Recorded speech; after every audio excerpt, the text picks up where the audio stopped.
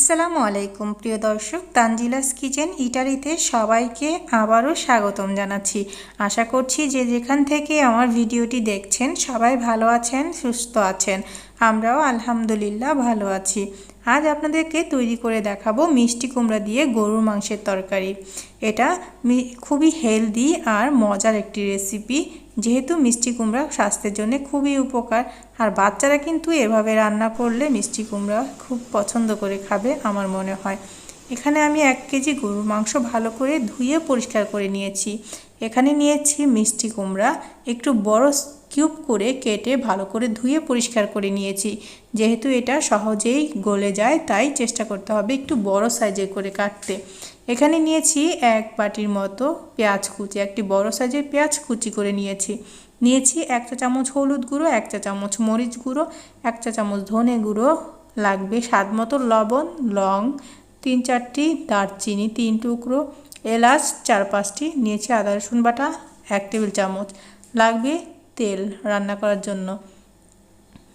এখানে আমি প্রথমে মাংসের মধ্যে দিয়ে দিলাম পেঁয়াজ কুচি, সবগুলো গুঁড়ো মশলা দিয়ে একসাথে ভালো করে ম্যারিনেট করে নিতে হবে। গুঁড়ো মশলাগুলো দেওয়া হয়ে গেলে এখানে দিয়ে দিচ্ছি আমি রান্নার জন্য তেল। এখানে আমি অলিভ অয়েল ইউজ করেছি, আপনারা চাইলে আপনাদের যেটা দিয়ে রান্না করেন ওই তেল ইউজ করবেন। এখন এটাকে ভালো করে ম্যারিনেট করে নিতে হবে, মানে একটু মশলাগুলো মাংসের সাথে মিশিয়ে নিতে হবে।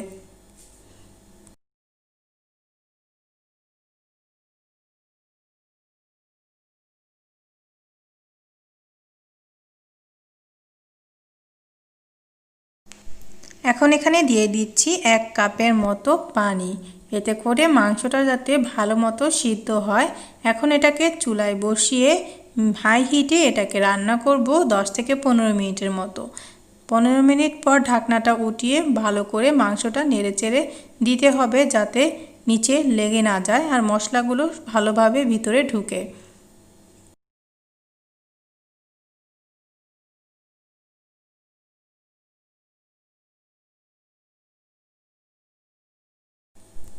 এখন অন্য একটি ফ্রাই প্যানে আমি সামান্য তেল নিয়ে নিয়েছি। এখন মিষ্টি কুমড়াগুলো একটু হালকা ভেজে নিব। আমার কাছে মিষ্টি কুমড়াটা একটু ভেজে দিলে এটা বেশি ভালো লাগে। বেশিক্ষণ ভাজতে হবে না, একটু ভেজে নিলেই হয়ে যাবে, 2 থেকে 3 মিনিটের মতো।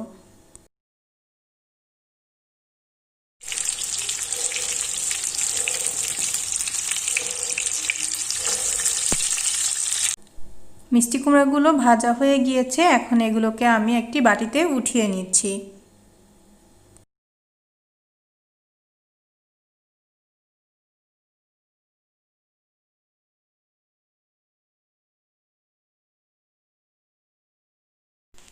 যখন মাংসটা ভালো মতো সিদ্ধ হয়ে যাবে, মানে কষানো হয়ে যাবে, ঠিক এই পর্যায়ে আমি দিয়ে দিলাম ভেজে রাখা মিষ্টি কুমড়া।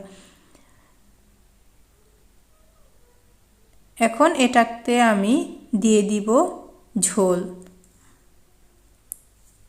একটু গরম করে রেখেছিলাম পানি, সেই গরম পানি আমি এখানে দিয়ে দিলাম 2 কাপের মতো। এতে করে মিষ্টি কুমড়াটাও সিদ্ধ হবে আর মাংসটা যতটুকু সিদ্ধ হওয়া বাকি আছে সিদ্ধ হয়ে যাবে। এখন ভালো করে একটু নেড়েচেড়ে এটাকে আমি রান্না করব আরও 20 মিনিটের মতো।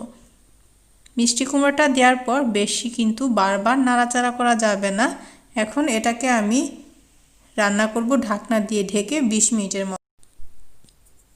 এখন আমি এর ভিতরে দিয়ে দিচ্ছি কাঁচামরিচ, এতে করে কাঁচামরিচের খুব সুন্দর একটা ফ্লেভার আসবে।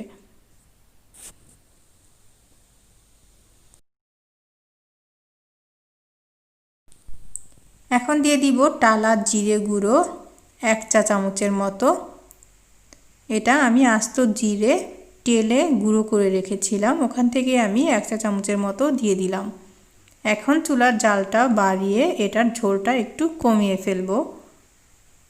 আপনারা যেরকম ঝোল চান ঠিক ওই রকম রেখে চুলার জালটা বন্ধ করে দিবেন। আমি ঠিক এই রকম পর্যায়ে এসে চুলার জালটা অফ করে দিয়েছি। তৈরি হয়ে গেল দারুণ মজার মিষ্টি কুমড়া দিয়ে গরুর মাংসের তরকারি। যারা কখনো এভাবে খাননি, আমার মনে হয় একবার হলেও বাসায় যদি এভাবে ট্রাই করেন, ছোট বড় সবার কাছেই খুব ভালো লাগবে।